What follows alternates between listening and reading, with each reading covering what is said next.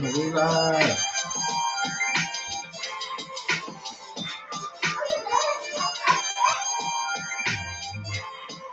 You did that on purpose. You about to say my name. Oh man. We are live. We are live. Thank you guys for tuning in to Above Average Black Man. My dad running the song back here for us again. But I think we're all ready to get started. Let's jump into things here, you know. It's another Wednesday, another great episode on the way for those of you who are joining us on Podbean, YouTube, Facebook, and our Instagram family joining us shortly.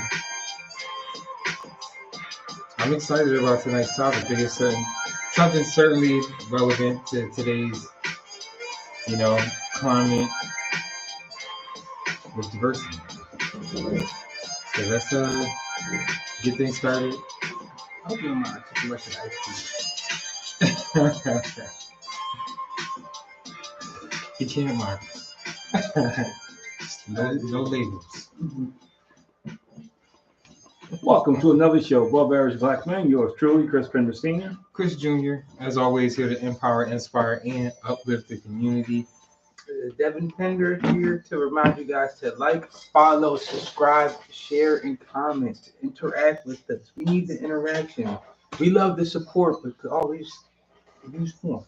Yeah. We'll gladly take more support, and definitely appreciate those who join us live and comment. Definitely, we're hoping for you guys to engage with us today, as always. But today's topic, to kick things off, we wanted to talk about, do we need DEI, that's diversity, equity, and inclusion? I feel like you see a little bit now in the news and in certain places, they're removing DEI programs. And I think that might be the trend of things to start, where people haven't found, DEI programs per se to be the solution. I feel like I kind of have an opinion about that I'd like to share a little bit later. But Dad, kind of take us away with some of your thoughts here on diversity, equity, and inclusion. I think before we start that, we got to look at the history. Mm-hmm. We got to look at where we were and where we are and where we appear to be going. What I mean, you got to remember back in 1960s, Martin Luther King was talking about this, and I had a dream speech that he had this dream that his children be able to put the white children, and we all be able to get along. Still don't have that. And it's, been to the mountaintop. You talk about the same thing. You talk about, how, leveling the playing field. And then if you go back to the Declaration of Independence, Thomas Jefferson, we hold these truths to be self-evident, that all men are created equal. Now here we are in 2024. The question is, can we check those boxes? The fact that there's still southern states who have lynching on the books. There are southern states now who are passing laws to make voter, registration for African Americans much more difficult, when we fought so hard to have it. I think you're seeing more and more the attempt to demonize more and more African American leaders. Like Obama, they just kept going after him until they try to find something. So my question is, yeah, we need it. I think we need it because, last year they passed that the Ivy League schools can no longer set aside scholarships for African Americans. They were put there for a reason.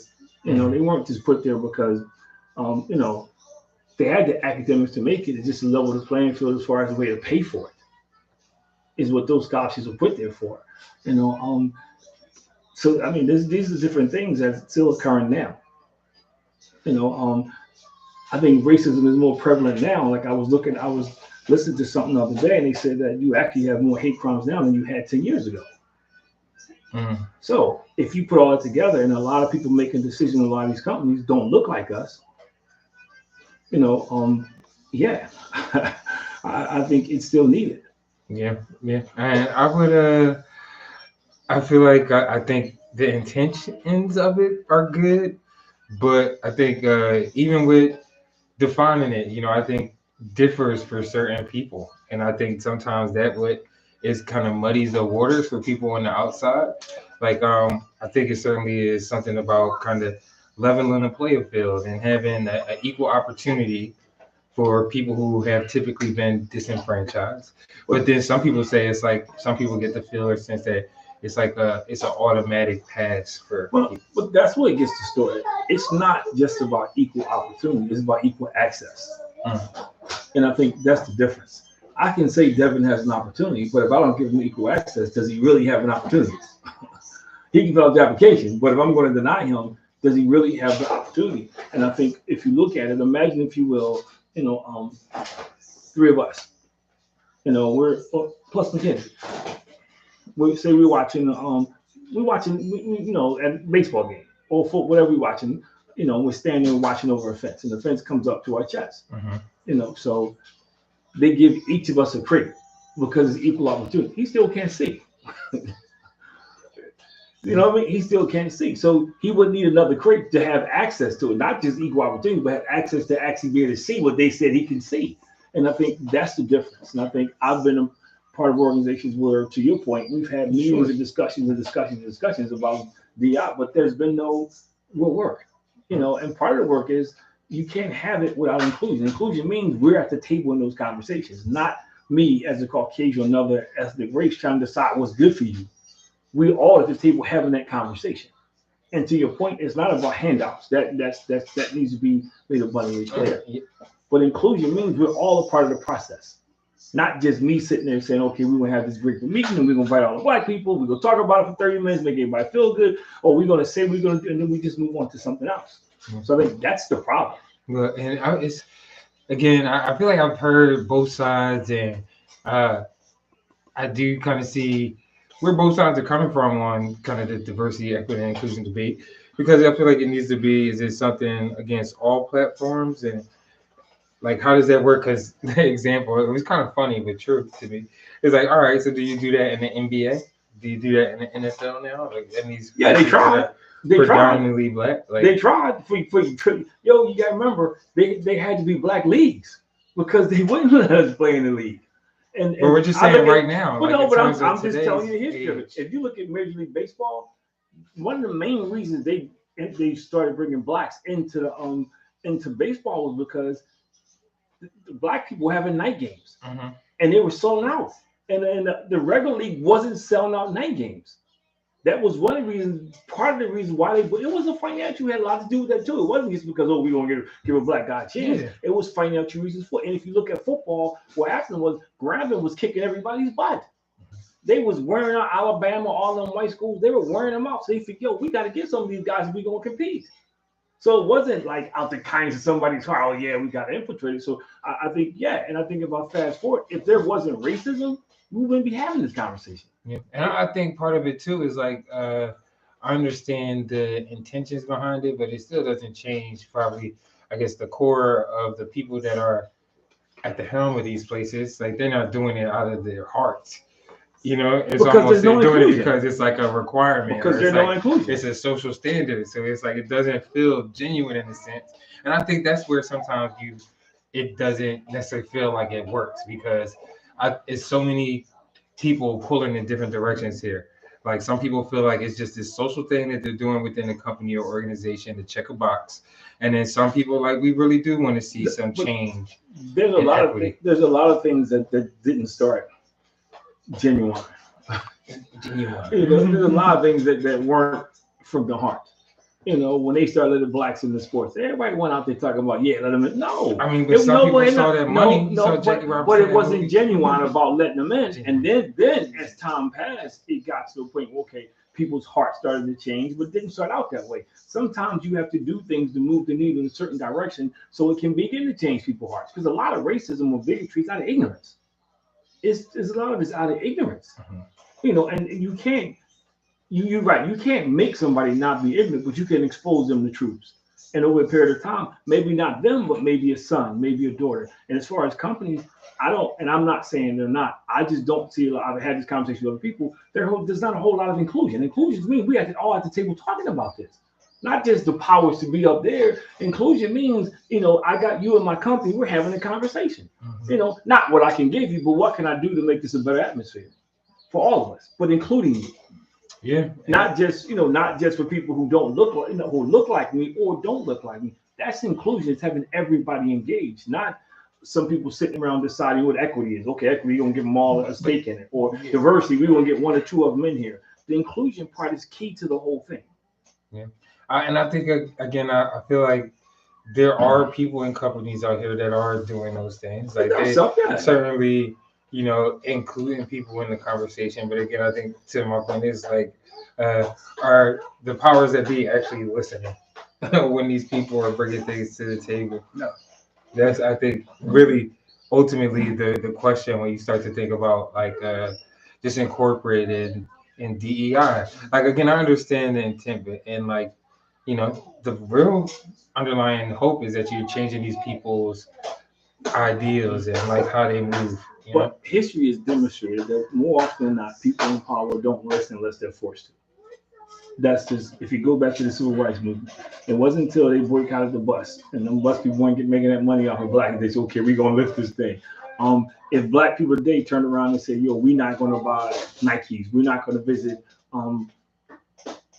Chick-fil-A, you know, we're gonna pick somebody every month and boycott them, people would listen. You know, it's still capitalism and money still speaks in this country. So I mean, sometimes you have to put people in a position where at least have to listen to you and hear you. And that's just the way it is. Because some people don't. I got money, I got power, and they know we gonna keep spending the money there. They know, like, you know, Nike with Colin Kaepernick was the perfect example.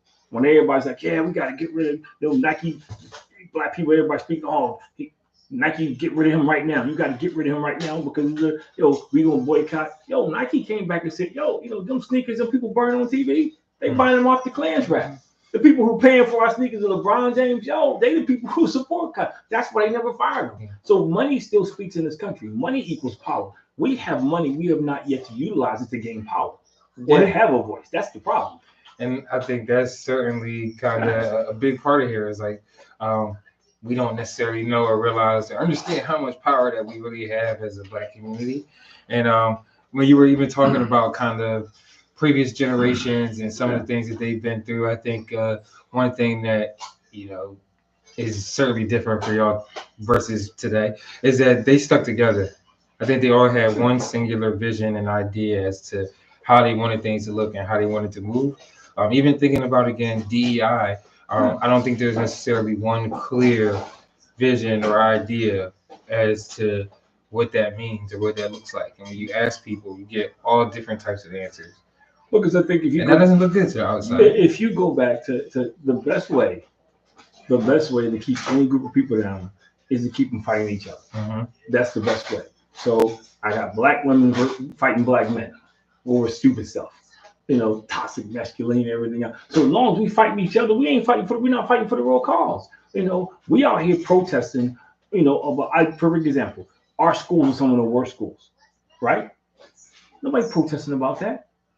You know, but we send all this money outside the country, all these protests breaking up about Israel and Gaza, and I understand, I get it, but we got, you know, in our country, we got so many social problems that we're not even addressing. Oh, that's sending money to all different types of places. Because we don't make any noise, Chris. Man. We sit back and we complain, and then a lot of us don't vote because we say vote. And that's across any party, honestly. But we allow people to get back in when we don't vote. Or to your point, we don't stick together. Mm-hmm. You know, if everybody got together, like we can have our own candidate, really, if you want to get down to it. There's no reason why we couldn't have our own candidate if we all got together.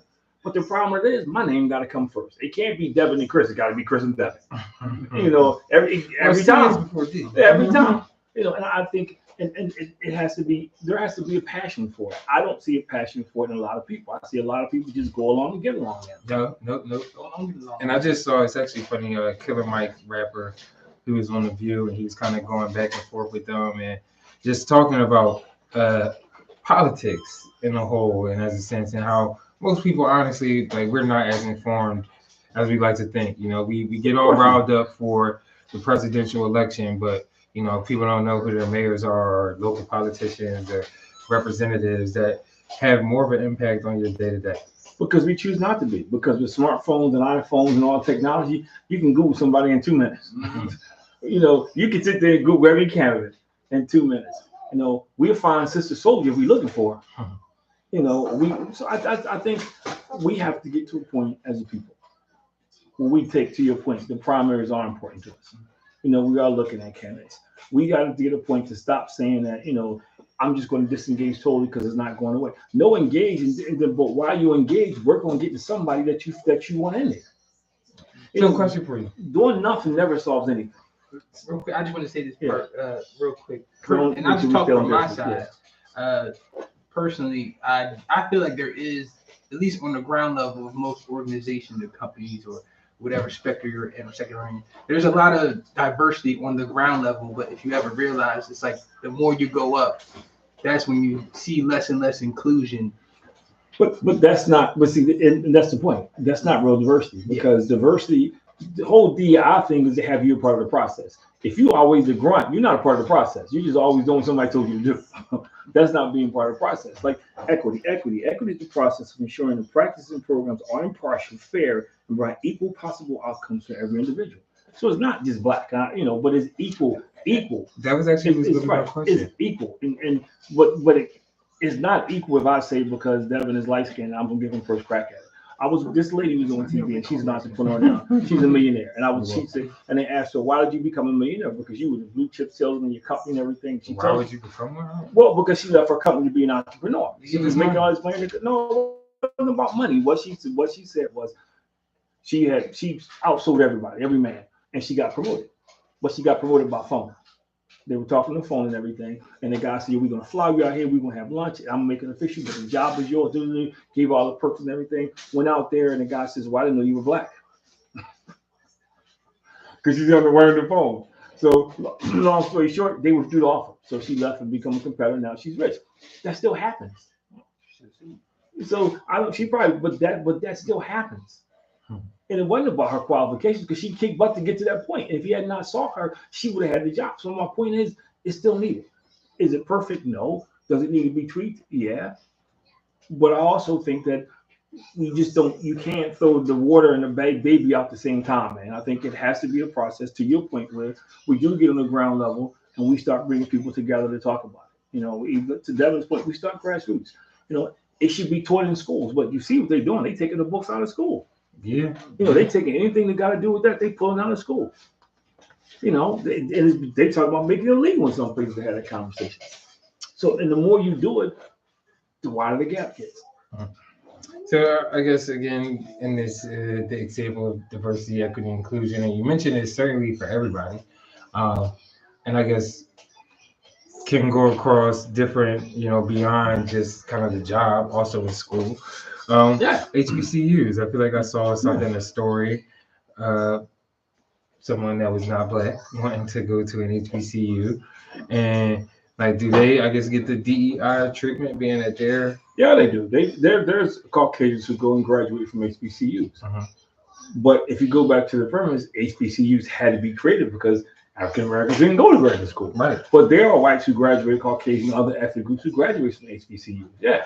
I'm not going to sit here and say that every HBCU, because I don't know every situation. Like, every black person is not. But see, you don't get a scholarship just because that's the problem. It's not just because you're black. Or white and come from a place that may not be. That's not, but you still got to have the grades and stuff. Yeah, but I'm just saying they got the grades. If that's the school policy, yeah. If that's in place, yes. I don't have a problem with that. But it's not just because we're black. It's because saying, of course, the boxes are checked. Like you're qualified, you got the grades. Yeah, but and each school is entitled to. It was put in place first. You got to go back to history why it was put in place in the first place, and then you got to ask yourself a question: is it better? Is it different? It was put in place because they weren't allowed us in certain places. They weren't giving us fair opportunities. They were making it extremely difficult for us to do certain things. That's why it was put in place. So the question you got to ask yourself: is it better today? Is it better to the point where we're going to get a fair shake regardless? No, that's the question you got to ask yourself. And people can have different. My opinion, no, it's not. And as far as the we talk about the Caucasian, and I don't mean this in a bad way, but that ain't my concern. Mm-hmm. It's not, because that was not most of their concerns when we were struggling. Mm-hmm. When we were trying to figure out how to put our kids through school, trying to figure out how to do this, it wasn't their concern. It's just funny because like you were saying, it's not my concern in this situation. It's not. But like on the other hand, our counterparts here it is of their concern for some reason, like that we just want a fair shake. and like want that equal opportunity. But don't you see something wrong with that? That somebody says we want to take away the fair shake? Because the only reason they want to take it away because it creates more slots for them. They're not saying take it away because blacks are failing, blacks are not making the grades. But no, they're doing it because they want to create more slots for them. Because if I can make sure Devin can't afford to go here, I don't care what kind of grades he get. He can't go here. He can't go to Harvard. He could be a 4.0 student, but he can't go to Harvard because he doesn't have the money. But it creates a slot. Okay, let me put it out this way. What about schools who, because their dad went there, they get in? Legacy. They get in. There's mostly white people. They get in. They could be dumb as a bag of rocks.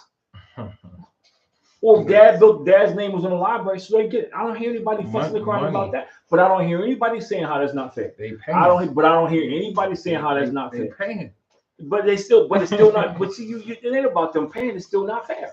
If you want to sit here and tell me that is you will level the playing field because you won't take this way, but do still get in because his grandfather, his great grandfather, nah. It's like when I went to the kids. Yeah, but see, you missing the point about the money. You can't say one thing is fair because it's got money involved and one thing is not fair. You know, it has to be. We just talked about equity. It has to be fair across the board. Across the board. I had a conversation with somebody, but it's like when we bring somebody in as favoritism, we hooking people up. When other ethnic groups do it, they networking. You know what I mean? That's what they're doing.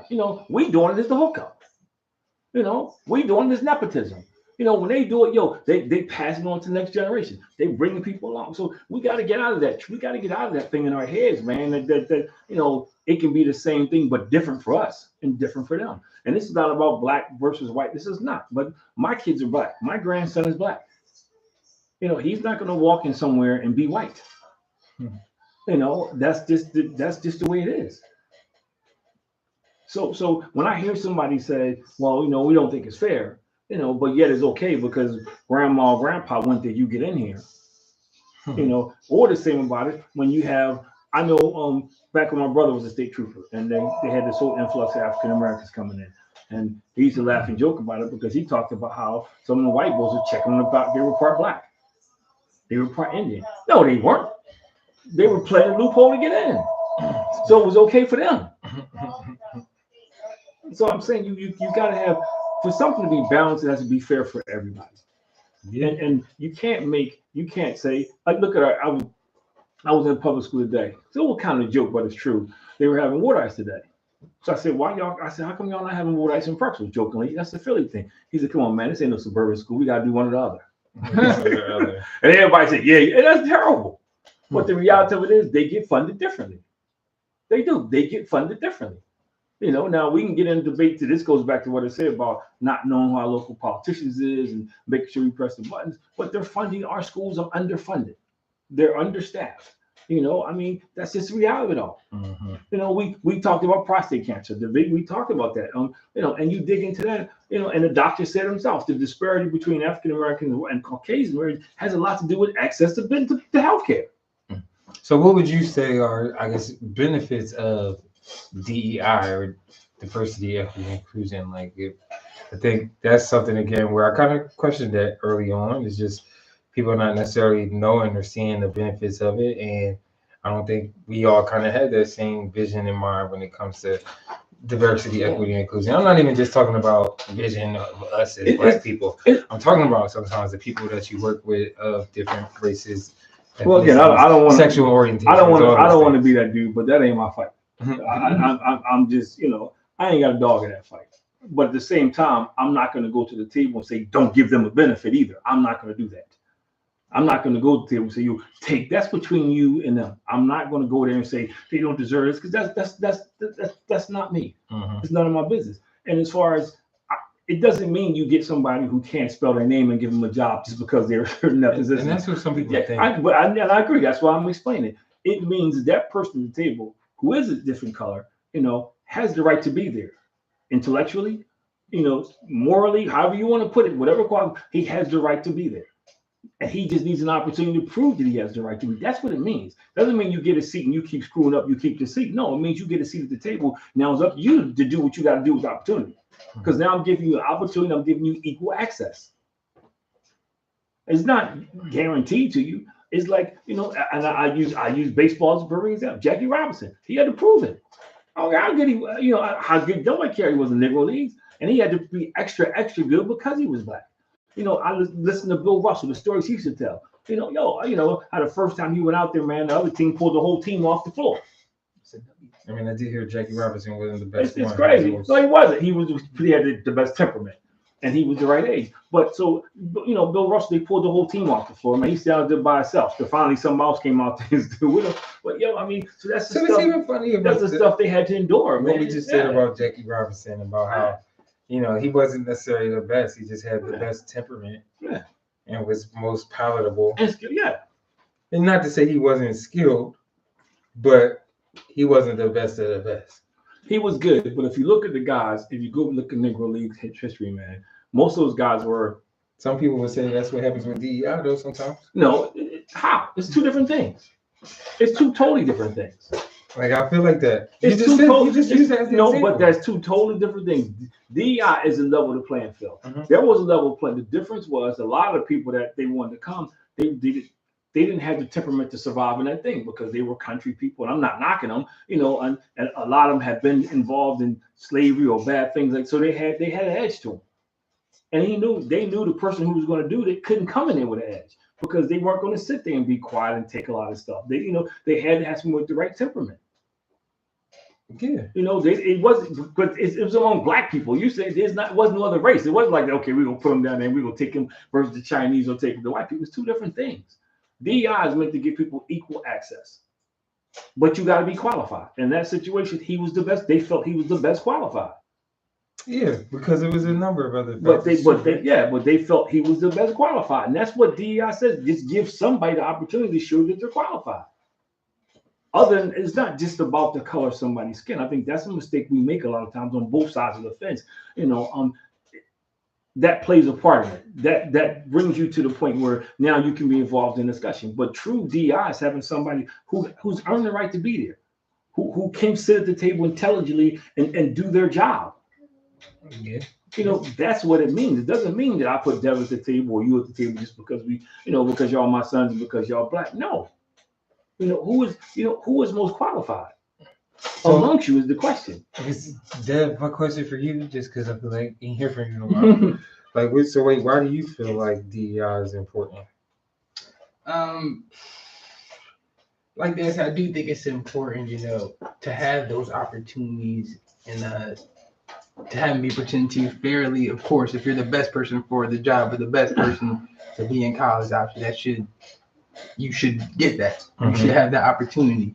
But I was just thinking, and this is just a question I had in my brain. Do you think that diversity has really helped us in a way? Because at the end of the day, when I think of it, yeah, we do have all these opportunities now, but at the same time, when we didn't have those opportunities from a certain group of people, it forced us to create and come together to make an opportunity for our own people. Based on what I know about history, I don't know factually because I wasn't there. Well, based on what I know about history, it helped us, but I don't think it helped us to the extent that we thought it was. I do agree. When you had towns like Rosewood and all those towns, we were better. We had doctors, we were doing our own thing. And it wasn't because we wanted to be separate. They forced us to be separate. We made the best of the situation. So I do think, based on what I know about history, I do agree with you. I think it was better then. And I think, in our haste, and one of Dr. Martin Luther King's speeches, he talks about that. In our haste to assimilate, did we look at everything? Did we really look at everything? Because when you tell somebody you want equal rights and they just say yes without giving you the tools you need to be equal, that's not really equal rights. Like they told us, oh yeah, you can come to our schools, but then people don't want to let them in. The teachers don't want to teach them. So that's like saying, okay, you got access to the house, but I ain't giving you a key. So I think that's the part about that I do agree with you, and I struggle with it sometimes because I wonder, how significant. But then I think I look at football. They started raiding those black schools for talent. They started raiding those black schools for talent, man. They was bringing them in. That's what they started doing. Like you said, in terms of like being a doctor, or you can get into this practice here with this organization. So it kind of made you want to start your own practice, hire people that look like you, give them more opportunities. When I graduated from Dobbins was a trade school, and I never forget when the best way you graduate with a skill, you learn labor, you have to get into a union. Well, you couldn't get into a union, unless you were sponsored by somebody in the trade. Black kids ain't know nobody to sponsor them. And so a lot of guys couldn't get those jobs, even though they were skilled, even though trained. Dobbins was one of the finest tech schools in the country when I was going there, so they couldn't get in there. So that wasn't equal. Yeah, you said you would give an opportunity, but you wasn't giving equal access. So I hear what you're saying, I do, and I hear the reservations in your voice. But one who's been down that road, I think something has to be done. And to just throw everything out the window, and maybe you're right. Maybe it needs to be retweaked. Maybe you get like this, some generational people to sit down in the room and have a conversation like this. But the conversation needs to be had. It's not being had. I think kind of even talking about just older generations and like if the idea of kind of creating our own. Sometimes I do wish that it was a little bit of that mindset and approach. Like I did hear something about Shaq where he is, I think, starting something with a bunch of black lawyers. I don't want to be misquoted on that, but I feel like I just again heard something similar to that where he is creating a space for people that look like us to hopefully represent people, of course, that again look like us that are dealing with different things. And sometimes I think even thinking about again diversity, equity, and inclusion, like I'm all for it if it is truly going to be something that is taken serious. But then at the same time, like I do think I'm all for us kind of getting and creating our own. Like I really do kind of wish that we could sometimes take that approach of like kind of coming together and making something positive happen and creating some change in a sense.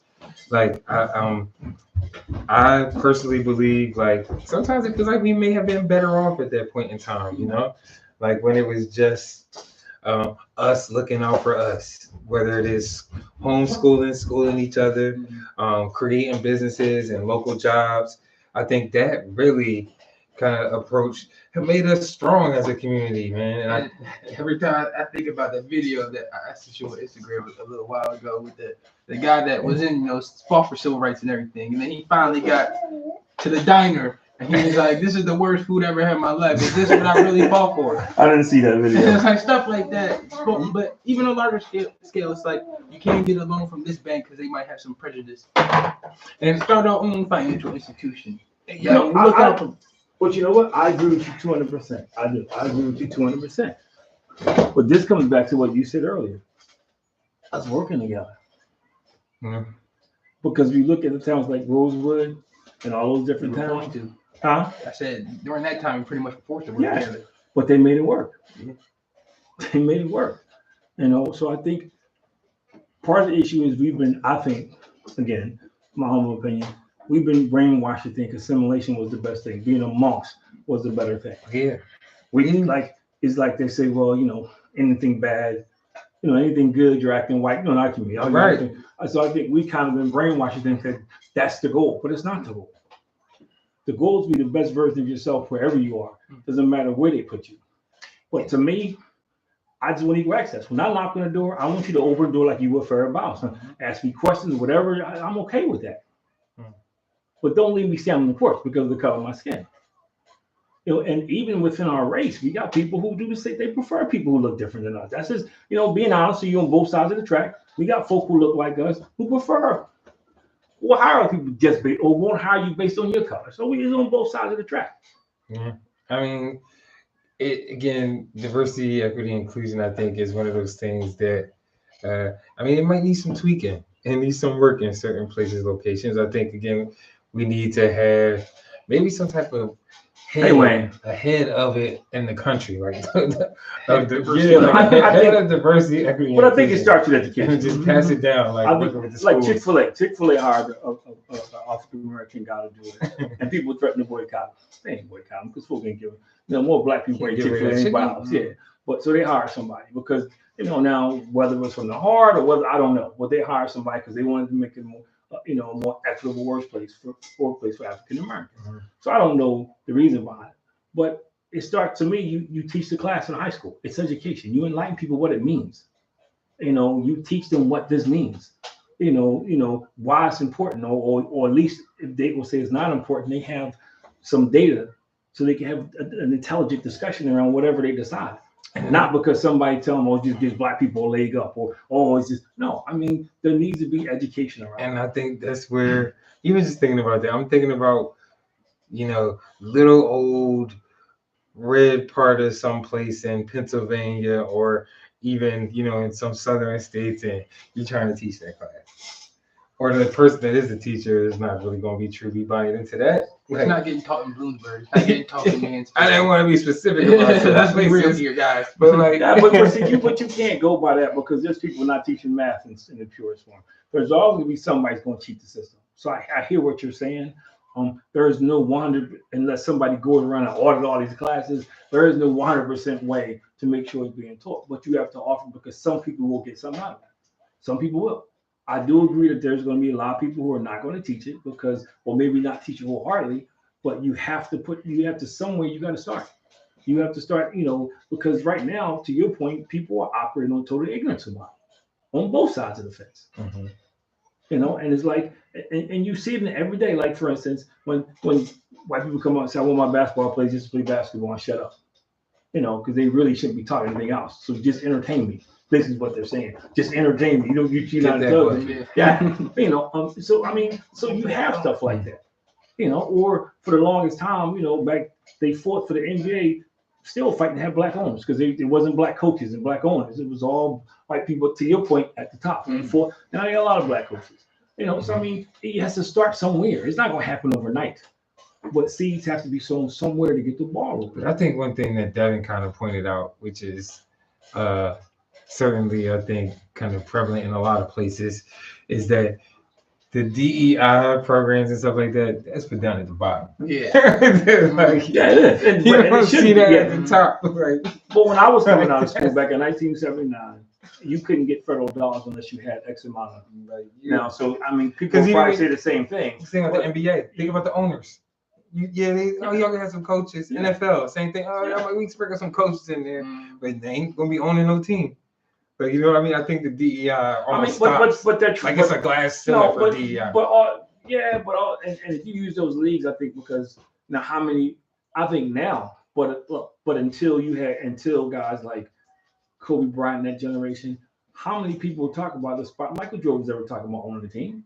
I mean, he ended up getting part of Washington Wizards, but the generations change and people change the way they think. He out of there now, Charlotte. But I'm just saying, but people change the way they think. So that mindset comes because somebody came along and said, "Yo, I got the right thing." Like I can see LeBron owning the team when it's all said and done.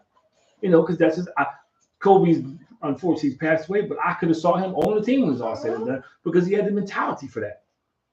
And you do see some guys stepping in. Like I know Magic, he got the Dodgers and the Commanders just stepped into that ownership circle. Oh, I forgot about that Magic. Yeah. I forgot about that. I think even to just kind of go a little further into that, I mean, you want to see it on a grander or bigger level. You do want to start to see some of that equal opportunity taking place at the top because, for somebody at the bottom, it does give you a sense of hope. That's what you can aspire to be. And you know that you got a chance and you don't think that it's kind of somebody out there holding you down from getting to a certain place. But then I think it's also important to have DEI at the top just because it brings a different perspective, a different view of the world. Like I tried to ask you guys, what you felt as though was important or why DEI is important to have within organizations. And, just to kind of bring my view into it is that I do believe in it and I think it's important. And I think it does give your company, your organization, or, whatever group that you may be a part of, it gives them that benefit of having different perspectives and views on life that can be brought together to hopefully form kind of a greater idea or aspire to do something great. So, I mean, I do believe in, diversity, equity, and inclusion, but I do think that, there's some challenges along the way of trying to kind of make this something which will be beneficial to everybody. You know, I do think when we talk about it a lot, people look at it as a black thing or a white thing, but it is. But I think you're not going to sell people, and you got to have them see the benefit of like, how does this benefit the group? But that's not how it works. Of course, it's going to help us. Okay, but like, how does it make my company or this group better? So if that's the case, then we never sell civil rights. Not just sit on because it's black. You can't base something on selling to everybody. Sometimes you got to do the right thing. Sometimes you got to do the right thing. You do. What do you mean? How you know it's the right thing? Because we are equal. Or people don't care about doing the right thing. But see, that has nothing to do with what people care about. You asked me a question, how I know it's the right thing. It's the right thing because people are equal, regardless of race, gender, set, whatever you want to name it. You don't treat people different because of that. This country was founded on that. I just read you Declaration of Independence. We spoke. We are. But we weren't. They put us 3/5. But the country, that has nothing to do with being right or wrong. They were wrong. But you're saying that, how do I know it's the right thing? Because it is the right thing. Because we are human beings. And maybe that wasn't the right question. Maybe it was more like that individual. How do we know if they even care or thinking if this is the right thing or not? But you always will have people. That's why slavery lasted so long. That's why you have some of the stuff you have in politics right now. These idiots going back and forth with personal agendas. You're never going to get 100% of the people. It's just not going to happen. It's just not going to happen. But that doesn't mean you don't do the right thing. That doesn't mean you don't try to move the needle so you can have this country be the best version of itself possible. Because you wouldn't tell me it's okay for somebody to go in an army, go somewhere during a war and get killed. They got the same equal opportunity to die, but then come back here, you don't have the same opportunity. Come on, man. That's crazy. You've coached and worked with people before, and like do you feel like you get more out of people who actually buy into it themselves, or that's like you're forcing them to do it? You get both. But that doesn't mean you don't do what you're supposed to do. That doesn't mean I stop trying to achieve my goal. I'm not saying stop. No, I'm just saying there's maybe a way or an approach to doing it. There is no, because so what do you do? So you spend time trying to get everybody along who ain't coming. No. That's you get everybody. Even in successful leadership, there's some folks that's going to get left behind because they're not going to want to get on the bus. That's just a fact of life. And you don't stop the bus and spend all your time trying to get two people on the bus. You may never get on the bus. Also, I'm just saying you don't want to make it divisive either. Like where people going to make it divisive. Alienate people. So we make them feel guilty of like.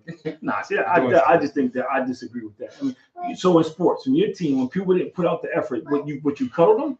No, this is what we do here. This is the standard that we have here. You didn't say okay. Well, okay. So some of them would. So you want to have some people that's going to be divisive. Period. That's the way life is. There's always going to be somebody that's going to be different. Just like there's going to be somebody that want to go along for a ride and don't want to do the work. That's just the way it is. In all sports, in professional, wherever, in all walks of life, you have that.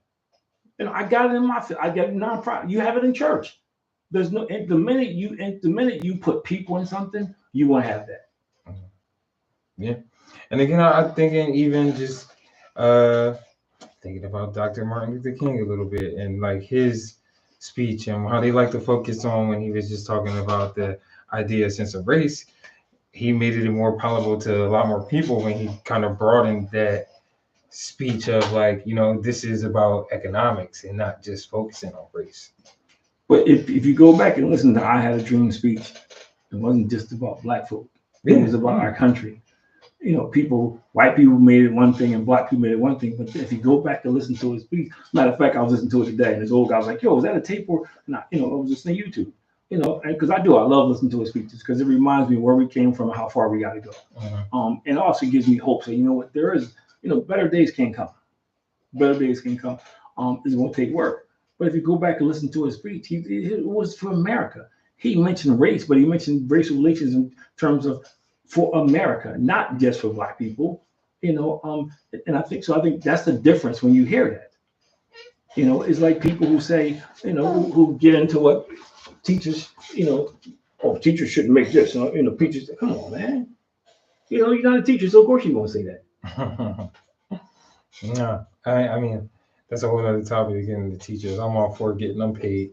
But I think, diversity, equity, and inclusion is certainly a conversation that needs to be had on a broader level. That's why we probably see it in some places kind of struggling to take hold and for people to see the real benefits of having a kind of successful DEI program set up and established, within It's your just like when workspace. you have a strike and people cross the picket line. They cross the picket line. When the strike is over, they get the same benefits. Mhm. They get the same benefits.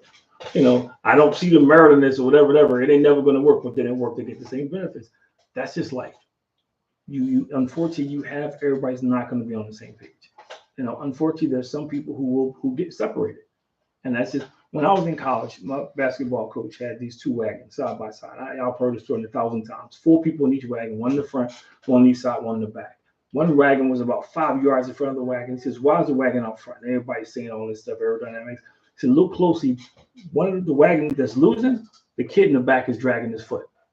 Everybody in the front is facing forward. So they don't know he's dragging his foot. They just know they ain't going as fast as the other wagon. That's how it is.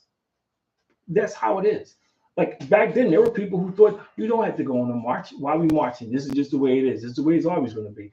That's the way it is. When he did the letter from Birmingham, white pastors telling you now is not the time. Of course you go say now is the time because you ain't it's not hitting you. Racism is not hitting you. They ain't burning crosses outside your house. They ain't bombing churches, killing your kids. So you're always going to get people to say that, regardless of what it is.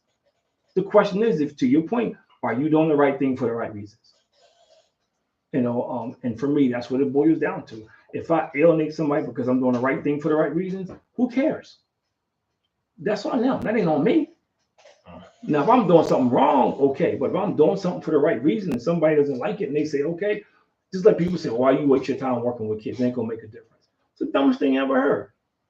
Yeah, and I feel like I know plenty of people that work with kids That's the and dumbest thing I ever heard. making differences brick by brick, day by day, and it's like, But you have people say that. Thankfully, Or you can make a lot more money in court. But you have people say that. Some of these kids would be in a whole different place if it wasn't for just those few individuals that we had to kind of help, put them on the right path. Yeah, put them on the right path and show them something different. Because even if it's one person, and so the thing with DEI, if you get one person of a different race to buy into it, that's a start. And to your point, Devin, not just at the car wash level, not at throughout the entire company. But I'm gonna tell you the problem with this: it takes courage, and even people who believe in it don't have the courage to do it because they know what they're going to get from their friends. And I'll be honest, when I hear or see diversity, I'm not trying to point fingers or anything like that, but when they usually talk about diversity and it is someone at a higher level, it's usually a woman. If that makes sense. Like I've never really seen no particular ethnicity, Like I never really seen like, oh, they have this African American male, this Hispanic male in charge. It's usually a woman in charge. What do y'all think of when y'all see something like that, or when I say that? We did a whole show. That's still diversity, equity, and inclusion. There's still a diversity, but at the same time, you want to see see someone that looks like you, And like Chris said, is that really diversity in a way? If she is the best candidate, that's great. If she is the best candidate for that position, then she deserves to be there. I would not just eliminate her because she's not based on gender. If she's the best candidate, then she's deserving. Yeah, that's just the reality of it all. Question, you got me thinking there because it is like, I guess depending upon the situation and level, like if she's I would say a minority in terms of a male dominated field, like then she would be somebody that provides DEI, like some diversity, equity, and inclusion, right? I think so. But see, this is where you got to be careful because this is when things set up to help advance any ethnic group of people when it starts to get watered down. But that's what that's the point that I was making earlier. When you start bringing on, but see, you brought it into it. I told you. No, because my opinion was to those people. They don't matter to me. Because people will always try to sabotage and dilute what you're doing. That's what they do. I brought it up because that's the reality. Like you see it happening. No, because we allowed that happen because we spent so much time fighting that instead of fighting for the cause. And that's it's meant to be a distraction. Like, it's meant to be a distraction. And beyond kind of diversity, equity, and inclusion, it happens all the time in everything. But it's meant to be a distraction. If I can keep you fighting for something dumb, you don't have time to fight the common enemy. Or that's just a fact of life. Allowing people to step over what our natural or true intentions of it were. Like they'll put somebody in position on purpose who's probably dumb as a bag of rocks, just so they can say see, And then what do? Yeah, that's why we should have listened to this guy. No, they picked the wrong person to do the job. The person was ill-equipped to do the job. That's that. And most times they know when they do it, they put a spokesman or somebody, and that's on purpose to defeat the whole cause. And that's what you got to be careful of, the smoke screens that people lay. We said it before. If I got black men fighting black women, they're not fighting for the real cause. They're getting sucked up in everything else. Yeah. They so busy fighting over the crumbs. It's just like out here in the street when these dudes out here fighting over corners that don't even belong to them. Don't even belong to them. Nature and somebody else is supplying them guns to go kill each other. Mm-hmm. They haven't even figured that part out. Bring property value down, and somebody come in and buy it up. Haven't figured that part out. It's a vicious cycle. But that is the game. That is the part of the game called life, man. And if you're not careful, that you get so caught up in fighting each other, you get so caught up in being distracted by stuff that's insignificant, man. Yeah. I don't have my point for what I have, my purpose. I don't have time to be arguing with somebody about what I'm doing. I don't. Either you're important or you're not. That's fine. Yeah. No hard feelings. Yeah. I'm not going to waste my time giving somebody a 25-minute dissertation every day who I know is not headed the same direction I'm headed. It ain't going to happen. And not to kind of go past the time frame that we got here, I feel like just wanted to get some last minute closing thoughts in from everybody. Like just kind of regarding maybe what we talked about, your thoughts and feelings about diversity, equity, inclusion. Do you think it's needed? Do you think we're in a good place in society of where it is? Like, or does it need some improvement or work? Like, what are you guys' thoughts and feelings on that? I think it is something that is obviously needed in terms of like providing different opportunities, but I do think it has gone to some aspects way too left. When I say that, I mean, now it's like, oh, someone has to be this sexual orientation, someone has to be this and that, where it's like, what does that really have to, part of my language, like, what does that really have to do with anything? You know what I mean? So I think it is something important, but it's just going way too left, and I think it needs to come back to like its true intentions. Yeah, and I think kind of still some of the same feelings and sentiments as I said before. Like I do believe in diversity, equity, and inclusion. It's important, and I do think though, to your point, Dad, like we need a sense of community to really rally behind it.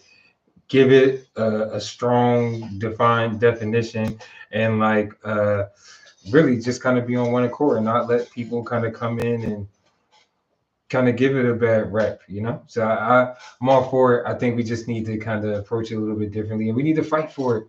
They're removing it from schools. They're removing it from certain jobs or industries, and I think we won't see or find that full effect of us until it's too late, and some of us are closed out of industries and opportunities or jobs. So, especially with the world and how it's changing right now, we hate for that to happen where some of us can't necessarily find or get into some of these opportunities that are industries that are probably going to be booming, within the next future. So, definitely think it's important. It's needed. We need to rally behind it and talk about it and educate each other, and discuss why it's important to people and to everybody, and to industries. Dad, you got anything you want to say while you rock Kinsey to sleep here? Yeah, I mean, I think one of the problems we have with it is when we start trying to play devil's advocate, when we start trying to sit here and come up with the other side of the argument about why we shouldn't have it. And I think that's what we have to be careful of, because I think it's something this is a generational thing. It's not just about me, you. This is Mackenzie and the generation that follow him. And if you look at the trail, we're getting worse. The opportunities for African Americans are getting less and less. That's just the reality of it all. It's easier for a young black man to go to prison than to go to college. I mean, it's getting extremely more difficult, to be on the same playing field. I'm not saying it's impossible, and there's a lot of people who make it, and there's a lot of people who don't make it because they don't have the mental toughness. But it's getting tougher and tougher. And I think that sometimes, or at least for me, me, I love all people, but I'm not going to sit and worry about a Caucasian or Asian or somebody else who says, well, I don't agree with this because it's not for everybody, because they have things that we don't get. Mm-hmm. They have access to stuff and I don't see anything how I'm saying, well, let's give it to the blacks. Let's give it to the African Americans. No, they get it and they keep rolling. They have banks in their community, and it's not their fault. They do, but they have banks in their community. Yeah, we should have all.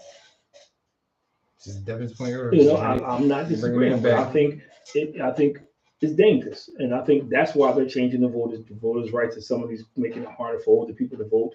They're doing this subtle stuff. Taking Black history out of schools, because with each generation, without Black history, you're going to believe the crap they tell them that slavery was good because we learned to trade. The crazy stuff like that. Which we benefit from none of that. Yeah, right now, each generation, picking kinds of trade. Each generation is going to have us removed from the books too. But that only feeds racism, because then it feeds the stereotype that we just lazy. It just feeds the stereotype that we're crybabies. Because there's no history books to say what happened. So I think, but that's the part that we don't realize when they start taking these books out and taking the education out, which each generation of kids outside our group is going to look at us differently, because they don't know the hardships we went through. They don't know the struggles we had. They going to come about thinking America 10 years from now is a fair place that always had a level playing field. That's going to be another generation, which is going to make it a lot tougher for us. I know my kids not going to be on that. When I have them, no sir. Like, definitely will be taught in the house. Like, yo, and if you need extra curriculum, we'll send you to grandpa's house and he'll teach you.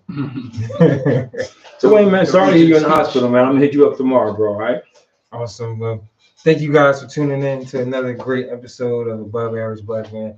Hopefully, you enjoyed our conversation and took something out of what we discussed here today. As my brother says, as always, like, follow, subscribe, share, comment. We're on Instagram, YouTube, Podbean. Are we on Apple yet? No, I don't know. We're gonna get there. We're gonna get there, but we're definitely on Spotify. And let us know what you think about, diversity and inclusion. Let us know what you think about the topic and some other different things you want to hear. Yes, and congrats to you, Mr. Wayne, on going back to school, getting your degree in Black history. I love it. Love it. Love to hear it. Take care, everybody. Have a good night. Enjoy the rest of your week.